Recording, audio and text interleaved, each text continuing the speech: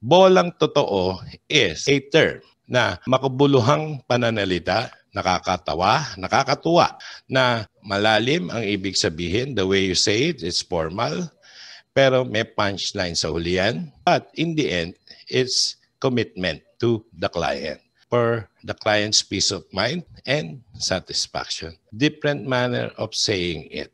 Not really that formal. That's bolang totoo. Ito, example. Client, dati, kasi survey lang namin, Monday. Sabi sa akin, Sir, kailangan namin ng Wednesday yung quotation. Monday lang sinurvey, 2 days. And laki, mga 70 cameras. Hindi simple, yung labor and materials. Sabi ko, Sir, pag Wednesday ko binigay ito, mahal ang presyo. Kasi, bakit? Sabi niya. Sabi ko, kasi huhulaan ko lang yan eh. Kasi mamadali ka eh. Sabi ko sa kanya ganito, wag Wednesday. Kung Thursday, kasi Wednesday mahal eh. Pag Thursday yan, mas mura konti. Ngayon, pag Friday yan, mas mura ng konti. Kasi Thursday deadline. Pero, kung Monday mo ipabibigay sa akin, sinisiguro ko sa'yo, mura ibibigay kong presyo. Kasi, we have all the time to prepare. Alam mo, sabi ng kliyente sa akin, Sir, kahit lumagpas ng Monday next week, okay lang.